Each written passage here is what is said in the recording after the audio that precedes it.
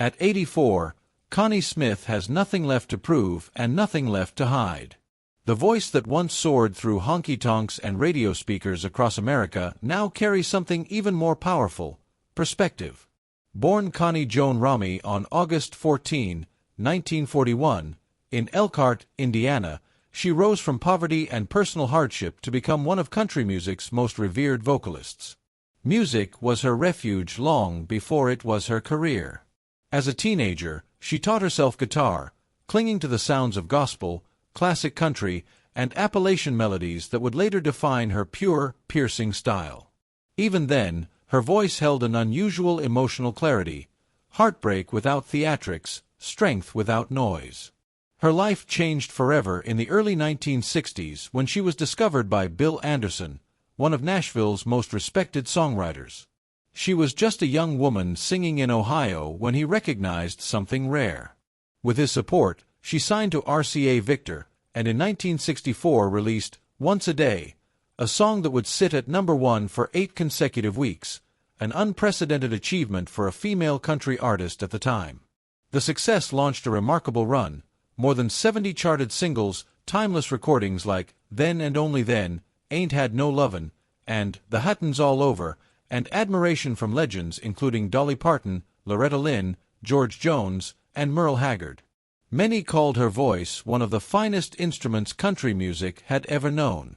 Yet fame never shielded her from struggle. Behind the stage lights were battles with anxiety, depression, and the overwhelming pressures of stardom. At the height of her popularity, she made the bold decision to step away, choosing faith and family over chart positions.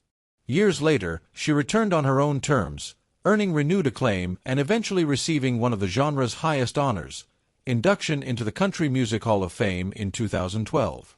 Her legacy was no longer just about hits, it was about integrity. And through it all, the name Bill Anderson remained woven into her story. Now, with the wisdom of 8 decades behind her, Connie finally speaks with gentle clarity about the man who helped launch her career. Bill came into my life when I was just a girl who could sing, she reflects.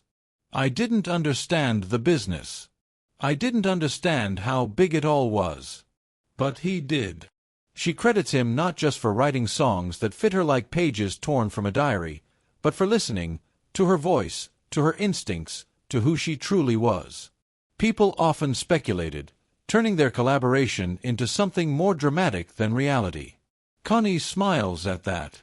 He was a mentor, a collaborator, and a friend, she says. He never tried to change me. He believed sincerity mattered more than polish. That gave me confidence.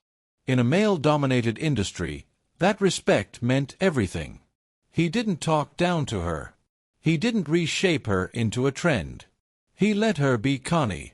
Time carried them in different directions, careers evolving verso, marriages beginning and ending, faith deepening, life unfolding.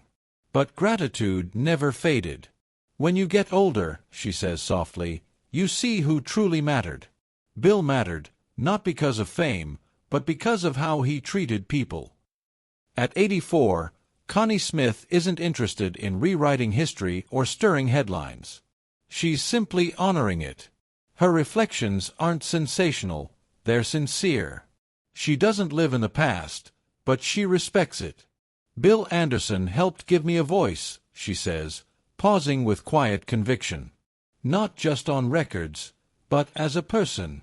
And in those words, delivered with the same emotional honesty that defined her greatest songs, Connie Smith proves that even after decades in the spotlight, the truest power lies not in volume, but in grace.